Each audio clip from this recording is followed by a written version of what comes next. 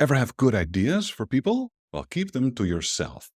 This is Sales for Nice People, the daily podcast for ethical entrepreneurs who want to learn how to sell more without going against your values. I am Martin Steller. I help nice people sell more. And when I say have no good ideas, volunteer nothing, what I mean is when you have an idea for somebody else, when you tell someone, hey, listen, what if you try this? You're automatically making it difficult for that person to pick up your good idea. Because when you have a good idea, you apparently know what's right for them. You apparently are in the right. And that means that they are in the wrong. And what's the most logical reaction you're going to get? No, thanks. I got this. I'll figure it out for myself. And then your good idea doesn't go anywhere.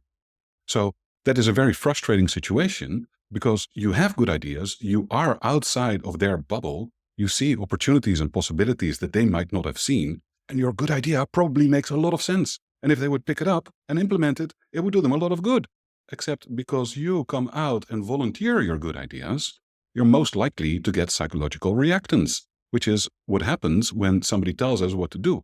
Nobody likes to be told what to do. So when you have good ideas for people, the best way to get the other person to pick up your good idea is to have them invite your good idea. You do that by asking questions.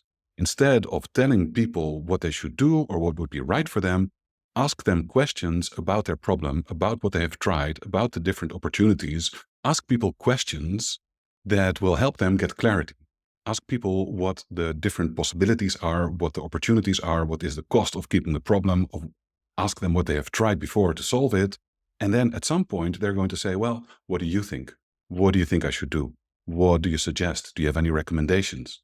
When you get that invitation, then you provide your good idea. And then they're very likely to explore it with you and probably even implement it.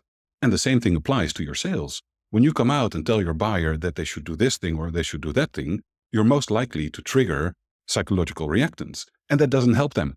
So instead of having good ideas for people, ask questions. Let the other person, let your buyer ask you what would be the best choice. And then when they ask, then you provide. And then you have a very fruitful conversation about the different ways that your idea might serve them and help them solve their problem. This is Sales for Nice People. If you want to get the book, Sales for Nice People, go to martinsteller.com/book, and I will see you tomorrow.